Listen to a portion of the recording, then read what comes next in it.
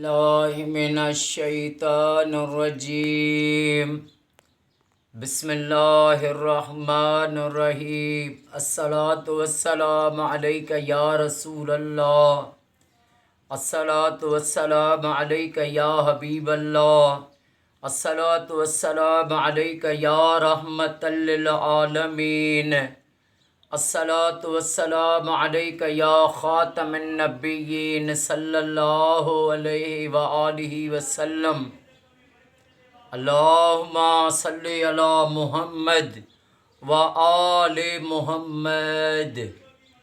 جو بھی میرا بھائی میری بہن میری اس ویڈیو کو دیکھے، اللہ پاک امام سجاد امام زین العابدین علیہ الصلاۃ والسلام کے صدقے اس کی تمام پریشانیاں دور فرمائے اور اس کی ساری فیملی کو سدا شاد و آباد فرمائے۔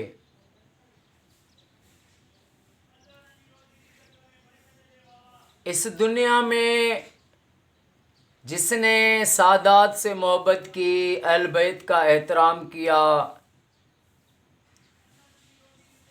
اس نے اپنے رب کو راضی کر لیا۔ بلخ میں ایک سید زادی رہتی تھی، اس کے چھوٹے چھوٹے بچے تھے، اس کا میاں فوت ہو گیا، چھوٹے بچے یتیم ہو گئے، اور یہ یتیمی ایک بہت بڑا درد دیتی ہے، بہت دکھ دیتی ہے۔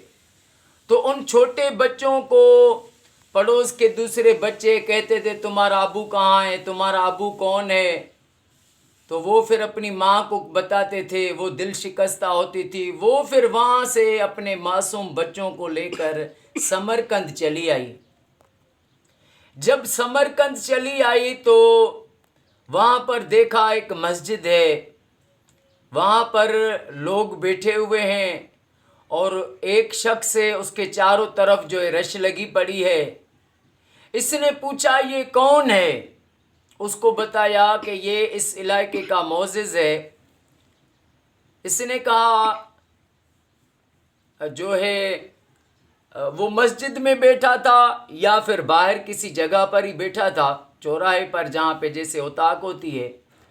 تو یہ اس کے قریب گئی اور اس نے چھوٹے بچوں کو دوسری پڑوس کی ایک مسجد تھی اس میں بٹھا دیا، اور آ کے اس کو کہا کہ میں سید زادی ہوں، میں سید ذات ہوں، میرے یہ معصوم یتیم بچے ہیں، ہمیں کھانا بھی دے، ہمیں رہنے کے لیے جگہ بھی دے، خدا تجھے رنگ لائے گا، اللہ تجھ سے راضی ہوگا، اللہ کا حبیب تجھ سے راضی ہوگا۔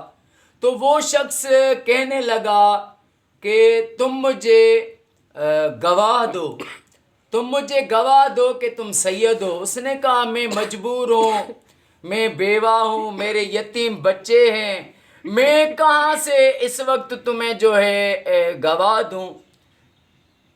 تو اس نے ان کی مدد نہیں کی، یہ جو ہے آگے چلی، بے بس عورت آگے چلی تو دیکھا ایک اور شخص بیٹھا ہے، اس کے ساتھ کچھ بندے بیٹھے ہیں۔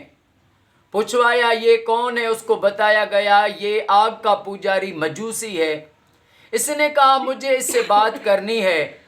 اس کے پاس گئی، اس کو بتایا میں سید زادی ہوں، میں مسجد میں اپنے چھوٹے بچے چھوڑ کر آئی ہوں، میری اللہ کی خاطر مدد کرو، رہنے کے لیے جگہ دو۔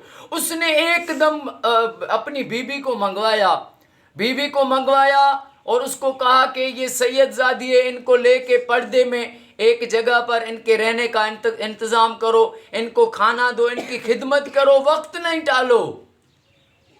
وہ آئی خوش نصیب عورت، ان کو لے گئی، ان کی بہت خدمت کی۔ جب رات کا ٹائم ہوا تو وہ پہلا بدبخت جو خود کو بڑا مسلمان سمجھتا تھا، اس نے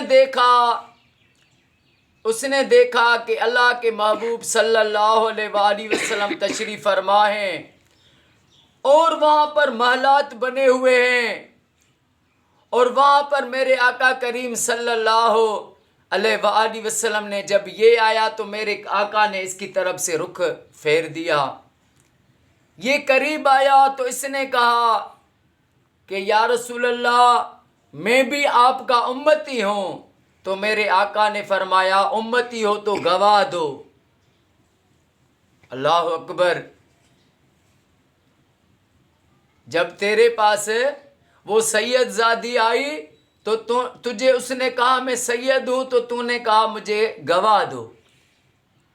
اب اس نے جب خواب سے اٹھا یہ بہت تڑپ گیا. رات ہی رات میں بندے لے کر ڈھونڈتا رہا کہ وہ عورت ڈھونڈوں. پچھتایا بہت اس نے.